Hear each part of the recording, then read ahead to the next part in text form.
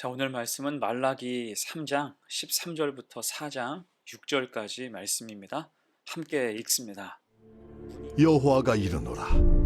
너희가 완악한 말로 나를 대적하고도 이르기를 우리가 무슨 말로 주를 대적하였나이까 하는도다.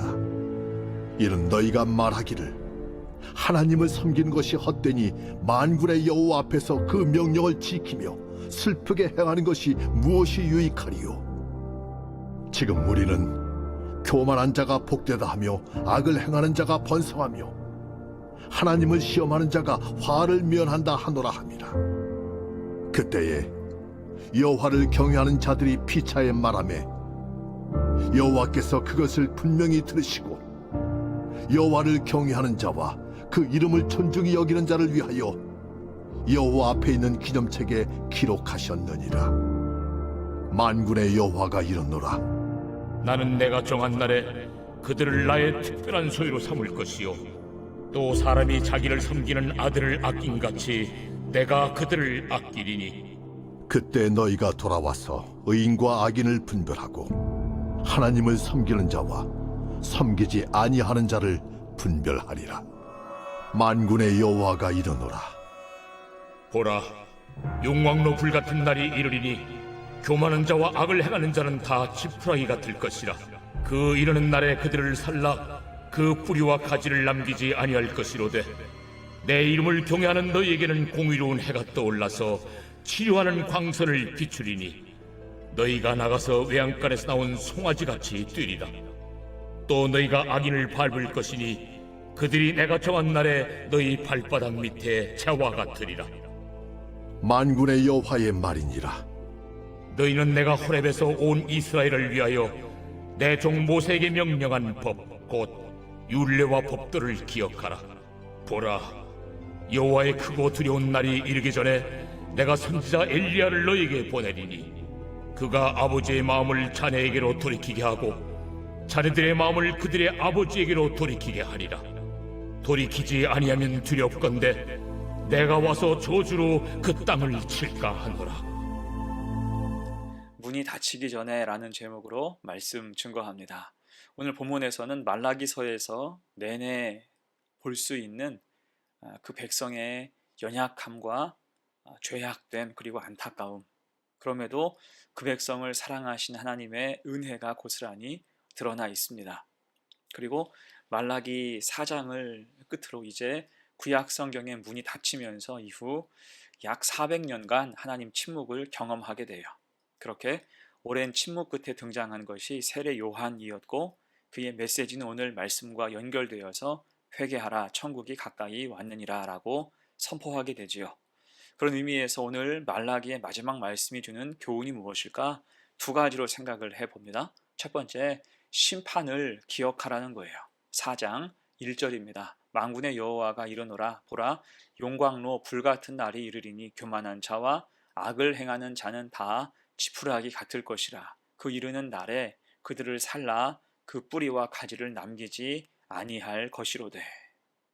우리 하나님은 사랑의 하나님이시기도 하지만 심판의 하나님이시기도 하지요. 그래서 1절을 보면 용광로 불같은 날이 임하는데 그 날에 모든 교만한 자들, 악을 행하는 자들이 모두 지푸라기 신세가 된다 말씀하십니다. 자, 이때 안타까운 것은 교만한 자와 악을 행하는 자들은 안일하여서 그런 죄의 현실을 전혀 모르고 있었다는 거예요. 그래서 말라기서의 말씀을 보면 그 백성의 강팍한 마음이 고스란히 표현되는 여러 장면을 보게 되지요. 1장 6절입니다. 내가 아버지일진데 나를 공경함이 어딨느냐? 내가 주인일진데 나를 두려워함이 어딨느냐? 하나 너희는 이르기를 우리가 어떻게 주의 이름을 멸시하였나이까 하는도다. 또 7절이죠. 너희가 더러운 떡을 나의 제단에 드리고도 말하기를 우리가 어떻게 주를 더럽게 하였나이까 하는도다. 또한 2장 17절입니다. 너희가 말로 여호와를 괴롭게 하고도 이르기를 우리가 어떻게 여호와를 괴롭혀 드렸나이까 하는도다. 또 말하기를 정의의 하나님이 어디 계시냐 함이니라. 그리고 3장 8절이죠. 사람이 어찌 하나님의 것을 도둑질하겠느냐. 그러나 너희는 나의 것을 도둑질하고도 말하기를 우리가 어떻게 주의 것을 도둑질하였나이까 하는도다. 그리고 마지막 오늘 본문 3장 13절이죠. 여호와가 이르노라 너희가 완악한 말로 나를 대적하고도 이르기를 우리가 무슨 말로 주를 대적하였나이까 하는도다. 어떻습니까? 매우 그 상태가 심각하죠. 부적절하고 불려한 말들을 늘어놓고 있습니다. 겸비함은 어디에도 없지요. 대신 자기 죄악에 대해서 면피하고 항의하고 또 합리화합니다. 하나님께서 원하시는 것은 잘못을 깨닫고 회개하여 돌이키는 것인데 그들은 그럴 생각이 전혀 없었습니다. 이에 세상의 욕망을 좇아서 하나님을 대적하여 살아가는 이스라엘 백성들을 향해서 말라기 선지자는 이제 당부해요. 그것이 3장 16절로 18절입니다. 그때에 여호와를 경외하는 자들이 피차에 말하매 여호와께서 그것을 분명히 들으시고 여호와를 경외하는 자와 그 이름을 존중히 여기는 자를 위하여 여호와 앞에 있는 기념책에 기록하셨느니라. 만군의 여호와가 이르노라 나는 내가 정한 날에 그들을 나의 특별한 소유로 삼을 것이요 또 사람이 자기를 섬기는 아들을 아낌같이 내가 그들을 아끼리니 그때 너희가 돌아와서 의인과 악인을 분별하고 하나님을 섬기는 자와 섬기지 아니하는 자를 분별하리라. 아멘. 정리한다면 악한 모습을 이제 그만 버리라. 대신 진실하고 신실하게 하나님을 경외한다면 경외하는 사람에게는 기념책, 곧 생명책에 그 이름을 기록하신다고 말씀하십니다. 하나님의 특별한 소유가 되게 하신다는 거예요. 그러니 악인의 길을 그만 멀리하고 하나님을 섬기는 자로 믿음 가운데 온전히 설 것을 당부하는 것입니다. 자, 그래서 여러분 우리는 어떻게 살아가야 됩니까? 심판의 때를 기억하며 우리의 믿음을 판단하시는 분은 오직 하나님이심을 깨달아야 하는 거예요. 내가 판단하여 가타부타 말할 수 없습니다. 면피하고 항의하고 합리화하는 게 아무 소용없어요.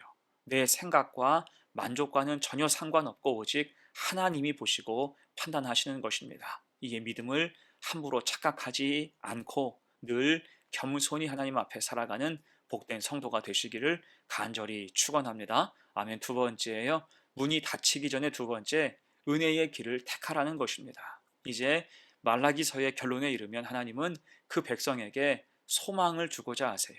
2절이죠. 내 이름을 경외하는 너희에게는 공의로운 해가 떠올라서 치료하는 광선을 비추리니 너희가 나가서 외양간에서 나온 송아지같이 뛰리라. 아멘.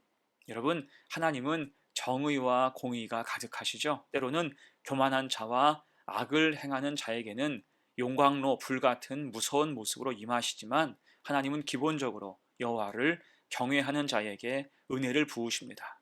공의로운 해로 임하셔서 치료하는 광선을 비춰주세요. 그럴 때 참 자유가 임하는 것입니다. 그래서 말씀 중에 너희가 나가서 외양간에서 나온 송아지같이 뛰리라. 이 표현은 자유한 인간, 구원받은 백성의 모습을 상징합니다. 이것이 구원의 은혜이며 감격이라는 거예요. 자, 그래서 하나님은 어떤 분이십니까? 하나님은 갚으시는 하나님이세요. 믿음을 보시고 판단하실 때 역사하시는 숨결이 전혀 다를 수 있습니다. 조금 전에도 보았듯이 악한 자에게는 심판을 미루지 않으시고 또 믿음으로 사는 신실한 자들에게는 은혜와 진리, 구원의 감격을 가득하게 주신다는 것입니다. 그럼 우리는 어떤 하나님의 역사를 사모하고 소망하며 살아야 될까요? 당연히 은혜와 진리, 구원과 축복을 사모해야 할 것입니다. 그래서 주시는 말씀이 4절로 6절이에요. 너희는 내가 호렙에서 온 이스라엘을 위하여 내 종 모세에게 명령한 법, 곧 율례와 법도를 기억하라. 보라, 여호와의 크고 두려운 날이 이르기 전에 내가 선지자 엘리야를 너희에게 보내리니 그가 아버지의 마음을 자녀에게로 돌이키게 하고 자녀들의 마음을 그들의 아버지에게로 돌이키게 하리라. 돌이키지 아니하면 두렵건대 내가 와서 저주로 그 땅을 칠까 하노라 하시니라. 아멘. 자, 하나님이 선택지를 주시는 거예요. 모세에게 명령한 법, 곧 율례와 법도를 기억하라. 이것이 용광로 불같은 날이 이를 때 교만한 자와 악을 행하는 자가 처하는 지푸라기 신세를 면하는 길이 된다는 것입니다. 대신 그 법을 지키고 하나님을 경외하는 사람들에게 공의로운 해, 치료하는 광선을 친히 비추신다고 말씀하십니다. 그러니 이제는 핑계대거나 면피하고 합리화하지 말고 신실하게 하나님의 법을 준수하라는 것입니다. 자, 또한 여호와의 크고 두려운 날이 이르기 전에 선지자 엘리야를 너희에게 보내시겠다 약속하시죠. 특히 6절을 보면 그가 아버지의 마음을 자녀에게로 돌이키게 하고 자녀들의 마음을 그들의 아버지에게로 돌이키게 하리라. 온전한 회복을 말씀하고 있죠. 그렇게 소망을 주시면서 말라기서는 구원의 소망과 약속으로 마무리하고 있습니다. 그리고 실제로 400년 후 하나님은 그 약속을 온전히 지키시사 내 사자 엘리야의 역할로 세례 요한을 보내셨고 그 뒤에 언약의 사자 예수 그리스도를 이 땅에 보내심으로 십자가의 은혜를 허락하셨습니다. 여러분, 이것이 초월적인 하나님의 사랑이죠. 시간이 흘러도 변함이 없습니다. 이에 우리는 세상의 소리가 아니라 하나님 말씀을 붙잡고 그 약속을 신뢰하며 살아가야 할 것입니다. 탐욕으로 출렁이지 말고 죄의 미혹에 넘어가지 않으며 신실하게 약속을 붙잡고 살아가야 돼요. 그럴 때 결국 구원을 맛보는 구원의 감격이 가득 채워지는 복된 성도가 되시기를 간절히 축원합니다. 아멘. 이제 말씀을 마무리합니다. 오늘 말씀은 구약 성경의 마지막 문을 닫으며 주시는 생명의 말씀이에요. 문이 닫히기 전에 이 말씀을 꼭 들어야 한다는 거죠. 두 가지 교훈으로 생각해 봤습니다. 먼저는 심판을 기억하라는 것이었죠. 보응하시는 하나님은 우리의 모든 것을 다 감찰하십니다. 그래서 불평과 원망, 항의하며 함부로 하나님을 대적하지 말고 우리는 오직 감사하며 하나님 앞에 온전한 모습으로 살아가야 한다는 거예요. 또한 생명과 은혜의 길을 친히 알려주셨습니다. 하나님 말씀을 믿음으로 반응하며 약속을 붙잡고 소망 가운데 살라는 거지요. 자, 이렇게 우리 믿음을 견고하고 선명하게 하여 살아갈 때 시간이 흘러도 소망은 변치 않고 심판의 물결 속에서 구원의 은혜로 살아갈 수 있는 복된 성도가 되시기를 간절히 축원합니다. 아멘. 함께 기도합니다. 은혜로우신 하나님, 우리를 사랑하시되 끝까지 사랑하시어서 구약을 마무리하는 말씀을 통해 새로운 소망을 주신 하나님을 찬양합니다. 내 사자인 세례 요한과 언약의 사자인 예수 그리스도를 허락하시고 십자가에 내어주시기까지 사랑하신 하나님의 그 크신 사랑을 기억하게 하옵소서. 심판을 기억하며 생명과 은혜의 길이 어디에 있는지를 바로 깨닫는 성도, 소망으로 늘 기뻐하는 성도가 되게 하옵소서. 감사드리며 예수님의 이름으로 기도하옵나이다. 아멘.